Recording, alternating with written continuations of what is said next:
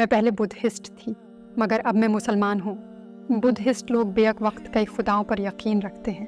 وہ اپنے کھانے کا نمونہ دیتے ہیں جو انہوں نے اپنے خدا کے لیے تیار کیا تھا۔ ٹیلی ویژن پر وہ مسلمانوں کو ایسا دکھاتے ہیں دہشت گرد یا شدید لوگوں کے طور پر۔ اسلام کا مطلب امن، پاکیزگی، محبت کے ساتھ رہنا ہے۔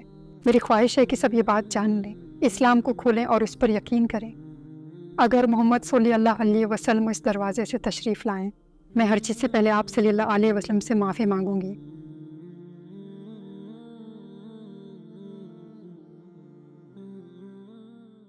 کیا آپ ہمیں اپنے متعلق مختصراً بتا سکتی ہیں؟ آداب، آپ کا دن اچھا گزرے۔ میرا نام اینکتویا ہے۔ میں منگولیا میں پیدا ہوئی۔ جب مجھے ایک نئی یونیورسٹی کی تلاش تھی تو مجھے کرغزستان ترکیہ مناس یونیورسٹی ملی۔ وہیں پر میری ملاقات اپنے شوہر سے ہوئی اور اب ہم شادی شدہ ہیں۔ میرے شوہر ترک ہیں۔ میں پہلے بدھسٹ تھی لیکن اب میں نے اسلام قبول کر لیا ہے۔ اب میں ایک مسلمان لڑکی ہوں۔ ایک بدھ مت کس چیز پر یقین رکھتا ہے؟ کیا آپ نے اس کے تقاضے پورے کیے؟ بدھسٹ بیک وقت کئی خداؤں پر یقین رکھتے ہیں۔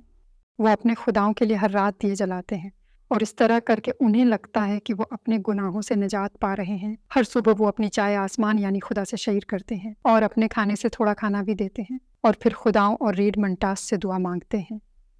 بدھ مت کے خدا پر یقین کی کمی یعنی نیکی اور گناہ کے تاثرات کی کمی نے آپ کی زندگی کو کیسے متاثر کیا؟ کیا آپ کو کوئی برا تجربہ یاد ہے؟ بدھزم کے بارے میں مجھے زیادہ بڑی باتیں یاد نہیں، لیکن مجھے یہ یاد ہے کہ وہ بیک وقت کئی خداؤں پر یقین رکھتے ہیں۔ ان کا صرف ایک خدا نہیں ہوتا بلکہ کئی قسم کے خدا ہوتے ہیں، جیسا کہ آگ کا خدا، سفر کا خدا، بچوں کا خدا اور صحت کا خدا۔ وہ ان سب پر یقین رکھتے ہیں۔ وہ لوگ نیک و بد کا تصور رکھتے ہیں، لیکن آج کل ہماری نوجوان نسل نیک بننے اور نیکی کے کاموں میں دلچسپی نہیں رکھتی۔ لیکن بوڑھے لوگ جیسا کہ میرے دادا دادی وغیرہ، ان کو کوشش یہی تھی کہ کوئی گناہ نہ کریں اور ایک اچھی زندگی گزاریں۔ بدھ مت کے بارے میں ایسا کیا تھا جس نے آپ کو مطمئن نہیں کیا، جو آپ کو سمجھ نہیں آیا؟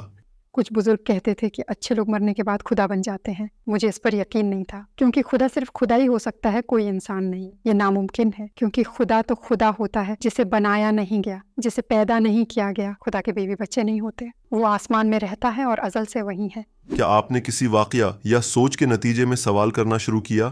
ترکیہ کی جو بات مجھے بہت پسند ہے وہ یہ ہے کہ میں نے اپنی زندگی میں پہلی دفعہ سمندر دیکھا۔ منگولیا میں سمندر نہیں ہے، اور یہ بھی کہ یہاں ہر جگہ مسجدیں تھیں۔ میں سب کو نماز پڑھتے سن سکتی تھی۔ اس سے میرے دل کو سکون ملتا تھا۔ جب میں نے پہلی دفعہ لوگوں کو نماز پڑھتے سنا، میں حیران رہ گئی کیونکہ ایسی خوشی اور سکون میں نے پہلے کبھی محسوس نہیں کیا۔ میں نے مسلمانوں سے دوستی کی۔ میں نے ان سے اسلام کے بارے میں وہ سب کچھ پوچھا جو میں جاننا چاہتی تھی۔ پھر میں اپنی یونیورسٹی کے قریب ایک مسجد میں گئی اور پھر میں نے کہا کہ میں مسلمان ہونا چاہتی ہوں۔ امام مسجد یہ سن کر بہت حیران ہوا۔ اس نے کہا کہ میں پہلی بدھسٹ ہوں جو مسلمان بننا چاہتی ہوں۔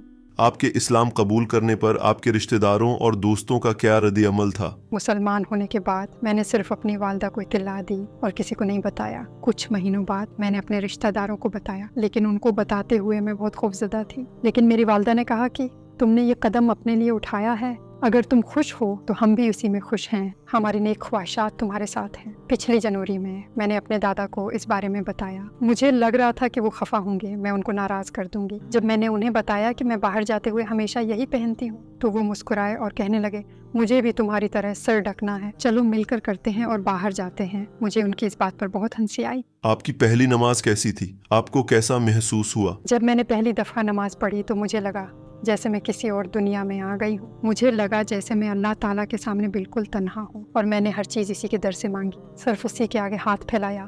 مسلمان ہونے کے بعد آپ نے ایک خواب دیکھا، کیا آپ یہ ہمارے ساتھ شیئر کر سکتی ہیں؟ میرے مسلمان ہونے کے 6 دن بعد یہ خواب دیکھا۔